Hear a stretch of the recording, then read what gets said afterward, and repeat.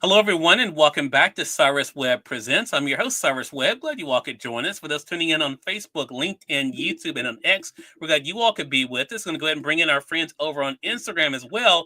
And then we'll connect with our friends over on Amazon Live so we can get into today's broadcast. She's making her first appearance here with us here on Amazon. So I'm excited to introduce you guys to our guest for today. And we are now live on the Amazon platform. So welcome for you guys joining us on Amazon.com. If you guys are new to us, to Cyrus Webb Presents, make sure you guys hit that follow button. You see either here in this corner or below. You also will see music by our next guest. We're excited to welcome actress and also artist Bibi Lucille to our broadcast today. We're going to talk to her not only about her love as a creative, but what it's been like for her to see the response to the music you guys can see there, to be D, as well as Addicted. If you guys are not staying connected with Bibi, we'll let you guys know how to be able to do that as well. But Bibi, thank you so much for the time. Really appreciate it. Thanks for having me, Cyrus. I'm really excited. Look, I'm excited to have you on. Hello to you, Insight Magazine. I see you over there on Instagram. Glad you could be with us. So, Bibi, I want to first apologize to you publicly because I've been trying to set up this interview with your publicist for a while, but this has been crazy. It wasn't on her; it was on us. It's been a crazy start to the year, so I'm so glad we were able to make this happen. You've had quite the 2025 already, Bibi. What has it been like for you to kind of reflect on all the projects and attention coming your way? Oh, it's such a weird one. I feel like a lot of creatives feel like they kind of have their foot on the gas and they're trying to make loads of things happen, but it's moving really slowly. And Hmm. I always like keep feeling like that. But then I think finally this kind of month and maybe a bit of February, things are kind of starting to manifest a bit and things are coming to light and projects are getting out there. And yeah, I feel like there's a bit of momentum going. So I feel so pleased about that because obviously you put in so many hours of work and you're like, well, nothing's happened.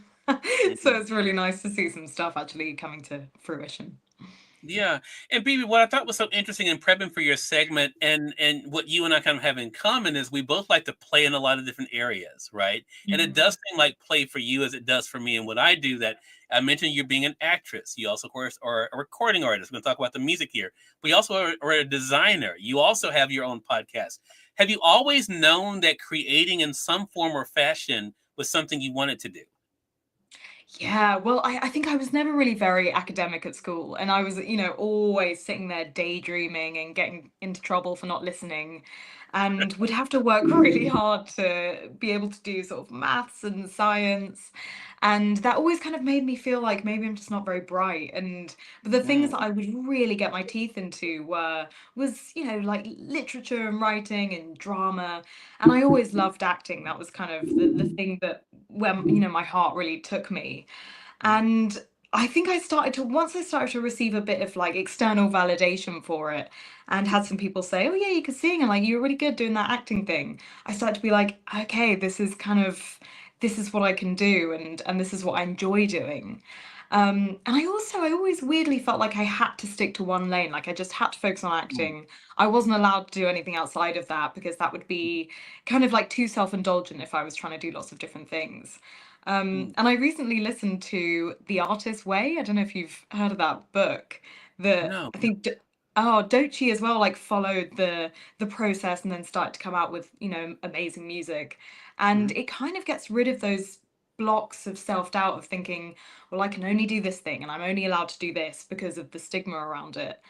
Yeah. So I think since I've gotten rid of that block, I'm now doing just everything for the sake of like, well, I've got to fully accept, no matter how silly it sounds, I'm a creative. I want to create, and no Yeah. matter what it is, that's what I'm happiest doing. So yeah, no, it feels really good to kind of just fully accept that and then go for Mhm. it.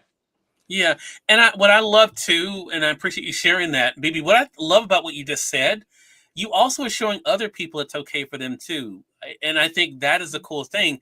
Has that been part of the fun for you too, that you've been able to build up an audience for each capacity of what you're doing? I noticed again when I was prepping for this, even on X, there were people who were talking about you and talking about your music and talking about all the things you were doing.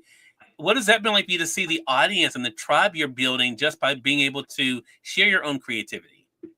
Oh, I that's got to be one of the best parts of doing all of this because it's so nice when you finally get a bit of feedback and something's actually resonated with someone.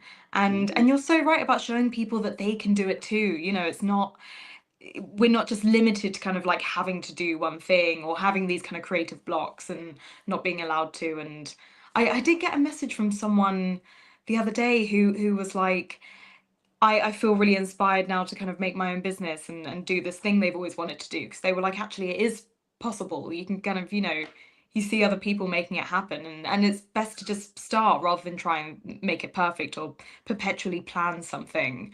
Right. And yeah, no, it's very, very nice to get sort of messages like that, because you kind of feel like, cool, I'm doing something right. People Mhm. like it. Um, yeah, it's actually it's attracting the right kind of people, which is really nice. Yeah. And I love that. And I love the fact that too, like even as we're simulcasting this broadcast, BB, that people get who have known you for different things, maybe discovering new things about you that now they can be able to look out for. I mentioned on the Amazon side, for those joining us on the Amazon.com platform, either on the side here or down below, you guys will see two of the singles by BB. You can see Addicted. I'm going to highlight it for you guys in our carousel there, but also the new single that because of Amazon, I would just say it's to be D. You all can see the full title there on the Amazon side. So, BB, I want to ask you about the music because what I thought was so cool. Music is not my area, by the way. That's not. I can do a podcast. I can do this thing, but music, I was not given that gift. But what was it like for you? I was curious to go from listening to other artists to now going to Instagram and being able to hear your own music being played in the playlist of Instagram for others. Yeah, oh, it's super weird. It's kind of, it is this weird out of body experience when you see your own creations kind of living out in the world. And I feel like it's kind of like what it must be like to kind of have a child in a way. Mm. And it grows and then it's off by itself and doing its own thing. So yeah, it's definitely, it's quite surreal and not something I think I ever thought I had the confidence to do either. I never thought that Wow. I was, good enough, or again, like all those blocks that you have of, well, Yeah. I'm not the best artist in the world, so I just may as well just not do it, which is Mm. completely insane looking back on it, because you never know, you're kind of withholding, stuff for the world to see that someone might really like or might be their Right. favorite song, and yeah, you just never know. So it is really nice. I finally gone into music and got rid of all those doubts and now just putting it out into the world. Yeah, I love that. I love the fact that you said that though, BB, about the doubt because I think that's interesting in listening to the words because I'm really big on words and listen to whether I'm talking about it, Addicted or the new single to be D. I love the fact that you're able to really tell a story not only through the words but through your voice. So what made you say that even though you may have had those feelings of doubt, what made you go forward with it and do it afraid? What helped you to do that? Well, it's kind of it's one of those classic X Factor sob stories, but my dad was a musician and he kind of like raised me, teaching me how to play guitar and how to sing, and he tried to get me onto festivals and stuff, but I was always really like, no, I'm too scared. And so last year he got diagnosed with motor neuron disease, Mm, and he had about a year to live. And I was like, I've always wanted to return back to music. And because he was a blues musician, it was kind of the thing that we'd always connect on. We always liked the same music. mm, And so I was like, okay, it's now or never.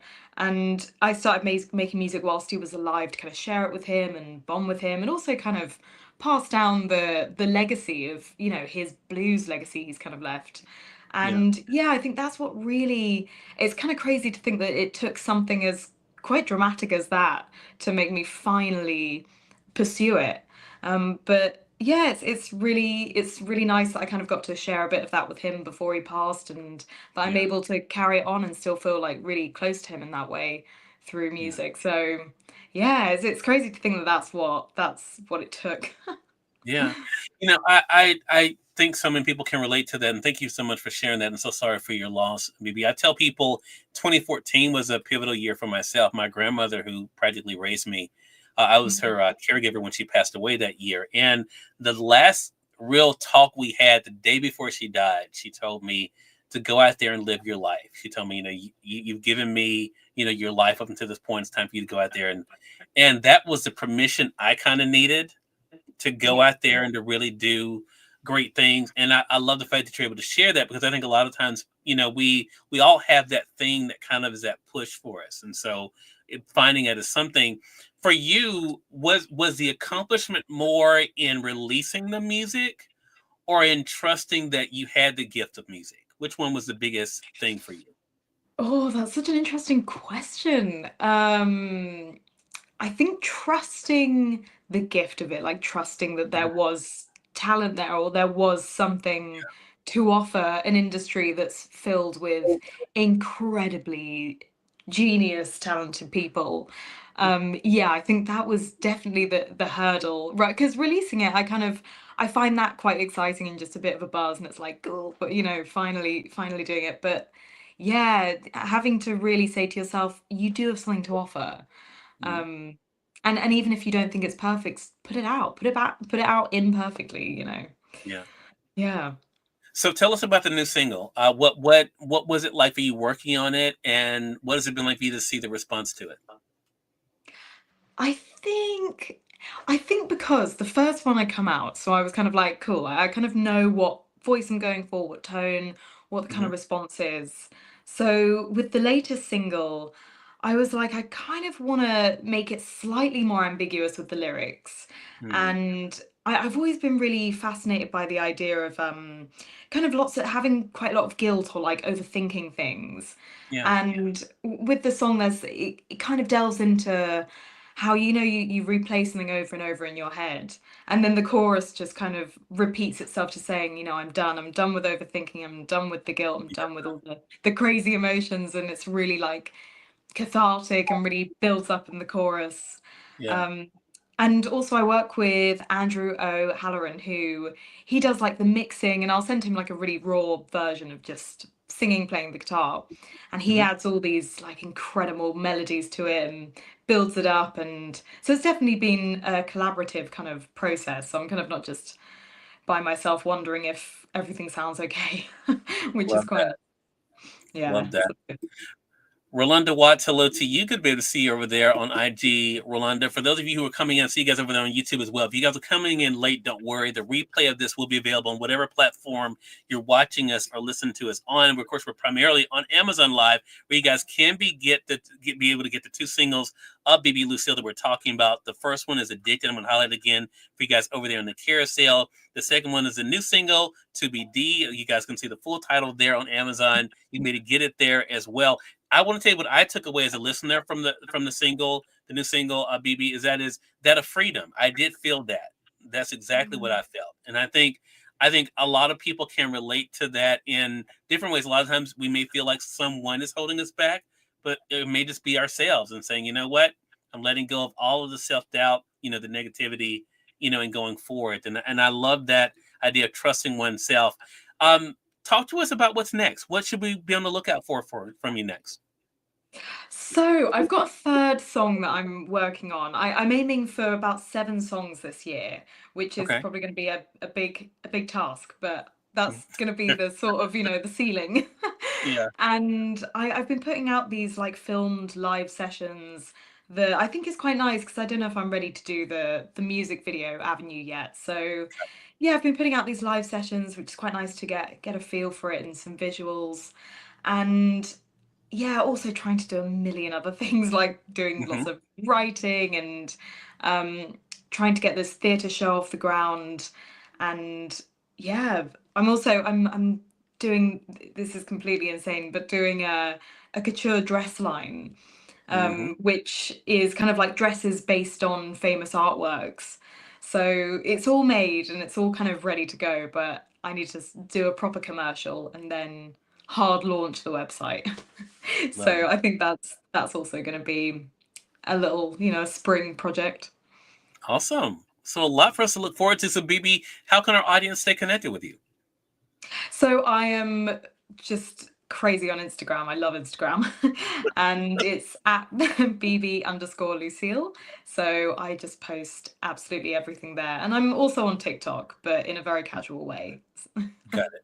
Got it. We'll Yeah. make sure that you are tagged there. BB, so glad we had a chance to talk. Thank you so much for spending some time with us, and congratulations on the great start to the year. Thank you. Thanks for having me, Cyrus. This was amazing. This was great. Thank you. I appreciate that. And we thank your audience for tuning in to another great segment of Cyrus Webb Presents. Until next time, you all make it a great one. We'll talk to you soon. Take care.